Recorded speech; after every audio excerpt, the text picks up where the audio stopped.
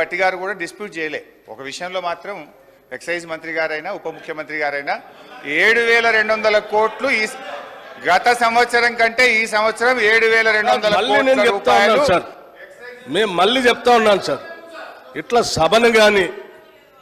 సభను తప్పుదోవ పట్టించడానికి కానీ ఈ రాష్ట్ర ప్రజల్ని తప్పుదోవ పట్టించడానికి కానీ ప్రయత్నం చేస్తే ఇది సరైన పద్ధతి కాదు అధ్యక్ష.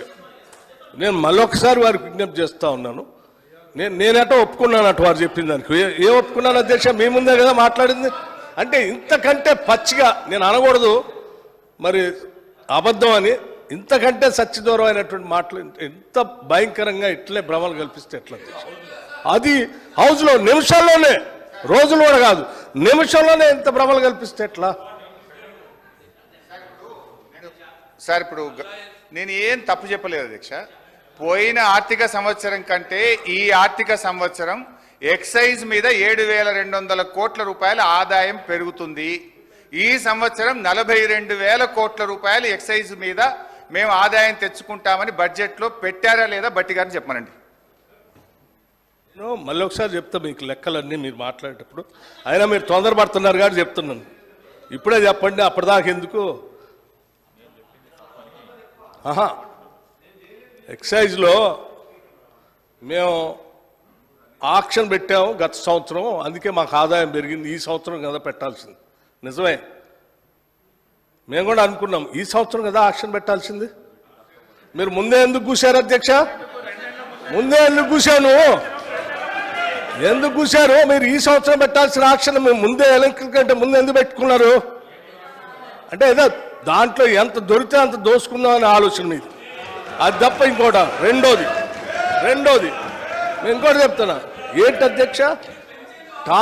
టానిక్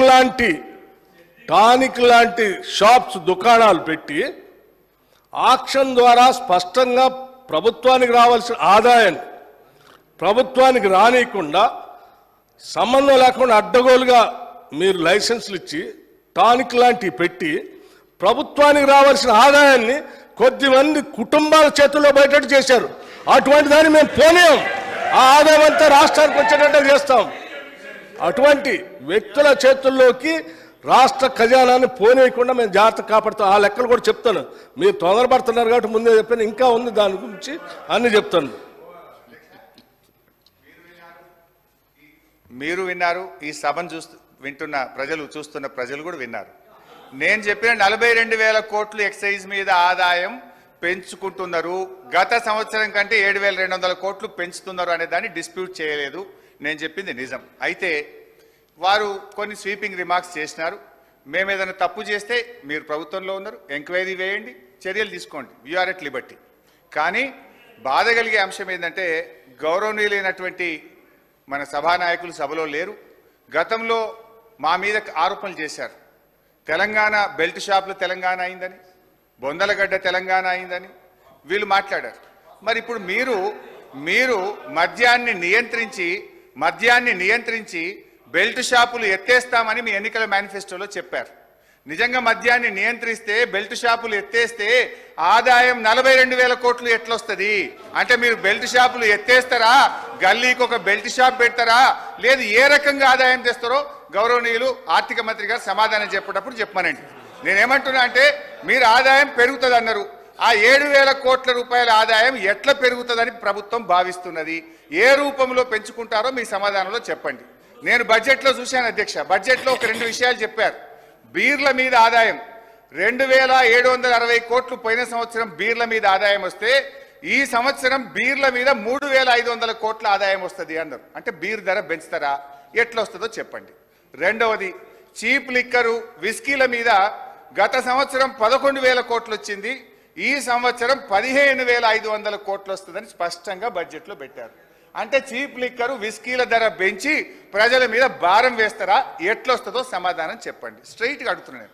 సో మొత్తంగా ఈ ఎక్సైజ్ ఆదాయాన్ని దయచేసి ప్రజలను, ఈ తెలంగాణను బొందలగడ్డ తెలంగాణ చేయకండి, బెల్ట్ షాపులు ఎత్తేయండి, ఈ ఆదాయాన్ని ఇంకో రూపంలో ప్రయత్నం చేయండి. కానీ ఎక్సైజ్ ఆదాయాన్ని పెంచి పేదలకు, ప్రజల మీద భారం వేయొద్దు, మద్యాన్ని ప్రోత్సహించొద్దని మీ ద్వారా ప్రభుత్వానికి విజ్ఞప్తి చేస్తున్నా.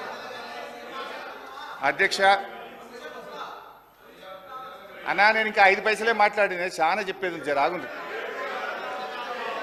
అధ్యక్ష. ఇకపోతే బడ్జెట్లో బైసాబ్ కొత్త సభ్యులు చాలా మంది ఉన్నారు. నేనేం గర్వంగా ఫీల్ అవుతలేను. నాకు కూడా అర్థం కావడానికి 10 ఏళ్ళు పట్టింది. 10 ఏళ్ళు పట్టింది. వినండి, వింటే మీకు కూడా నాలెడ్జ్ వస్తుంది. ఫ్యూచర్లో మీరు కూడా బాగా మాట్లాడడానికి ఉపయోగపడుతుంది. నేను చెప్పే దాంట్లో తప్పు ఉంటే you will get an opportunity. Congress party తరఫున కూడా 2 సభ్యులు మాట్లాడడానికి అవకాశం ఉంటుంది. నా తప్పులు ఉంటే మీరు ఎత్తి చూపండి, మాట్లాడండి. వినడం ద్వారా మేము కూడా ఈ సభలో అక్కడ కూర్చొని విని నేర్చుకున్న వాళ్ళమే.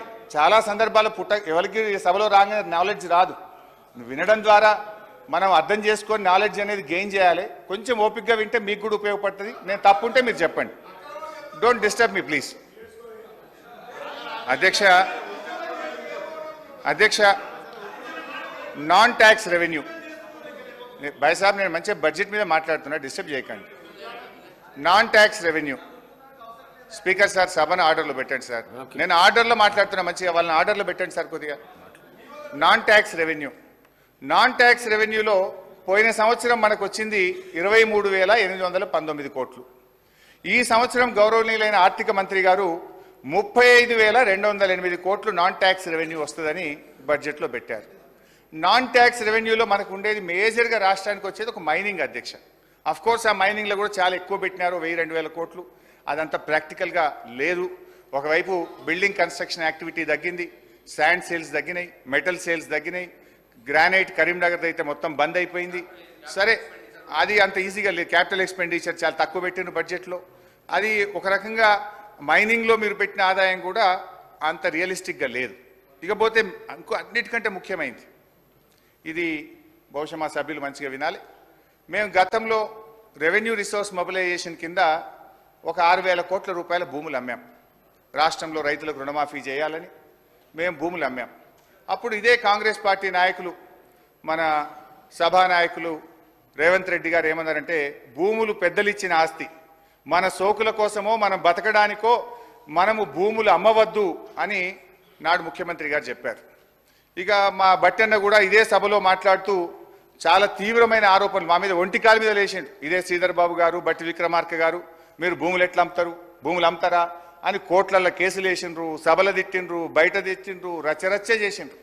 కానీ ఈ బడ్జెట్లో ఏం పెట్టారు తెలుసా అధ్యక్ష? 10,000 కోట్ల రూపాయలు భూములు అమ్మడం ద్వారా రెవెన్యూ సమీకరిస్తామని గౌరవనీయులైన ఆర్థిక మంత్రి గారు చెప్పారు. Is it not dual stand? Is it not double standards? ఆ రోజేమో భూములు అమ్మితే వ్యతిరేకిస్తారు, మేము అమ్మింది కొద్దిగా, మీరైతే ఏకంగా 24,000 కోట్లు మేము భూములు అమ్మడం ద్వారా ప్రత్యేకంగా సాధిస్తామని బడ్జెట్లో పెట్టారు. అధ్యక్ష, బడ్జెట్లో ఏం పెట్టారు? 10,000 కోట్ల రూపాయలు భూములు అమ్మి సాధిస్తారట, మరో 14,000 కోట్లు అడిషనల్ రెవెన్యూ మొబిలైజేషన్ అని పేర్కొన్నారు. నేను అంటున్నా, శాసనసభ కంటే పెద్దదేంది అధ్యక్ష? ఏంటిది ఆ 14,000 కోట్లు అడిషనల్ రెవెన్యూ మొబిలైజేషన్? ఏ రకంగా వస్తుంది? మీరు ఈ సభకు కూడా చెప్పనంత బ్రహ్మ పదార్థం ఏంది? ఆర్థిక మంత్రి గారు సమాధానం చెప్పేటప్పుడు ఈ 10,000 ఎట్లా, ఏ భూములు అమ్ముతారు, ఏ రకంగా అమ్ముతారు, ఈ 14,000 కోట్లు అడిషనల్ రెవెన్యూ మొబిలైజేషన్ ఏ రకంగా వస్తుంది, ఈ 24,000 కోట్ల రూపాయలు ఎట్లా చేస్తారో కూడా వారి సమాధానంలో చెప్పాలని నేను కోరుతా ఉన్నా అధ్యక్ష. ఈ భూములు అమ్మడం వద్దని మీరు మాట్లాడారు. నిజంగా మీ మాట మీద మీకు గౌరవం ఉంటే, ఆనాడు మీరు చెప్పిన మాట నిజమైతే దీన్ని ఉపసంహరించుకోవాలని చెప్పి కూడా మీ ద్వారా విజ్ఞప్తి చేస్తా ఉన్నా అధ్యక్ష.